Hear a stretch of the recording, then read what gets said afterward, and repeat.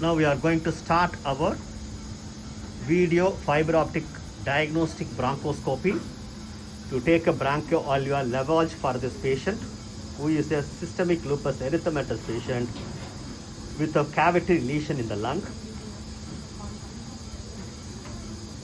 They are suspecting strongly tuberculosis and we want to take a lavage to rule out tuberculosis, at the same time to rule out fungal infection.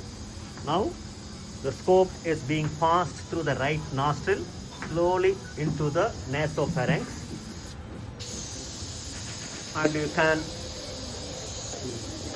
visualize the passage of the fiber optic bronchoscope into the nasopharynx, and what you are seeing is an epiglottis, and in the epiglottis you can see the arytenoid cartilages and the vocal cord movement and everything. Dr. Lata is passing the scope very slowly and gently for our better videography. And because of the transtracheal infiltration, the patient is able to open the glottis very nicely without even a cough. The airway is anesthetized and the scope is passing, crossing the glottis now. And now it is going into the trachea. And in the trachea, you can see far away the trachea is dividing into right and left main bronchus, and the carina is very sharp. And you can see the tracheal rings nicely above, and posteriorly you can see the trachealis muscle contractions. Whenever the patient is swallowing, you are able to see the trachealis muscle bulging from the posterior wall of the trachea. Always better you have to keep the scope in the middle, and when you are moving your scope, better to keep the vision straight and clear to assess the sides and to know the anterior and posterior very well. Now we are moving slow and try to cross the carina. Carina is sharp, there is no findings, and from the carina we are moving into the right main bronchus, and this type of air bubbles can be nullified if you do the airway analgesia 2 to 3 minutes before, so that the analgesic solution will not mix with the air to have a bubbling like this. So now we are passing towards the right main bronchus, and when you are going to the right bronchus, you have to visualize the right upper lobe by flexing the scope and seeing the superior aspect. We try to enter into the right main bronchus. Entering to the right upper lobe is always a difficult procedure. So now we are in the carina, and you can see the right upper lobe getting diverted from the main bronchus very nicely. You can move slowly and try to go into the right upper lobe first.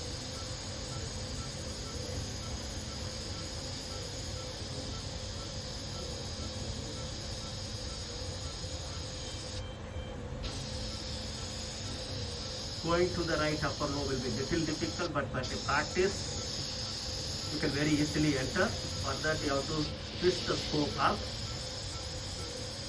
rotate the scope little and push it towards the right main bronchus. And when you are seeing the right upper lobe, you have to lift the scope above. The tip has to be bent above. And if you are not able to go to the right upper lobe, we can go into the right main bronchus and visualize and come back, and later on we have a right upper lobe cannulation. So this is the right main bronchus. Now we can easily move forward because we know there is no lesion there. We can go to the right lower and the middle lobe, pass the scope inside, and what you are seeing is the right middle lobe and the right lower lobe. And you just enter into the right middle lobe and show the people that the right middle lobe is getting it divided into two.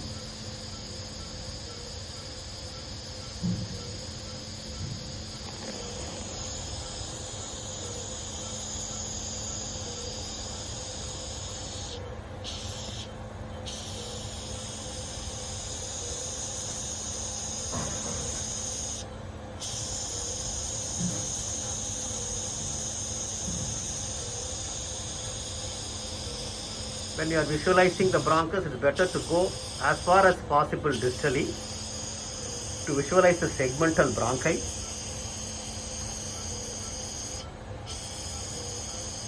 Now the scope is twisted, so the vision is not very clear. Twist the scope and try to see the. Now the scope is going to the left main bronchus. Left main bronchus is not properly anesthetized, it seems, so she's having a cough. And you are seeing one nodule in the left main bronchus. Whenever they are coughing, we can infiltrate some amount of solution to make that area anesthetized. கொஞ்சம் இருமாதீங்கம்மா, நம்ம மருந்து கொடுத்துக்கலாம், சரியாயிரும். So in that case, we can also infiltrate the solution straight into the left main bronchus to anesthetize only the left main bronchus, because we know that the right bronchus is already anesthetized properly. So if you put more and more of solution, this type of bubbling and obscuring the vision is the problem. And you have to allow the secretion to be there for some time. So when we can just take a photograph of that particular nodule, because that is a unexpected finding. There is a small nodule there. Later on we are going to do a biopsy of that particular nodule. So now to finish up the diagnostic bronchoscopy, I think we can move faster and to visualize the left main bronchus and the lingula. So now we are able to see the right lingula. Now you can suck it out the secretions to make the vision proper.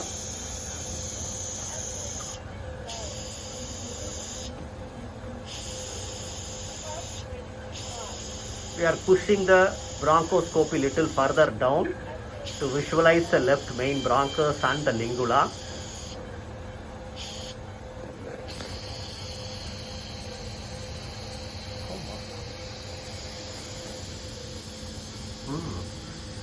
So this is the left lower lobe bronchus, segmental bronchus, and this is the left upper lobe and left middle lobe, lingula. So we are able to see nice segmental bronchi there, and we are going to come out after taking a lavage. And now to take a lavage, we will take a saline solution, and when you are putting the saline solution into the bronchus, we have to connect the thing to a mucus sucker. This is how we used to collect the samples from the bronchus. And after lavaging the bronchus, we are going to suck out and collect the secretions into the mucus sucker. When you are collecting the secretions, you can wedge your scope into one particular lobe of the bronchus, so that to have a better bronchoalveolar lavage selectively from that particular segment.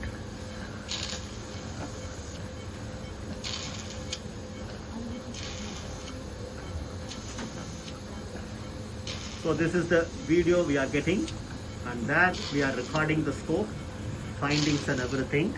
And it needs a lot of personnel when you are doing the bronchoscope in a more appropriate way. One person should be there to give oxygen, and scopist is performing the scoping, and one person to help you to collect the secretions.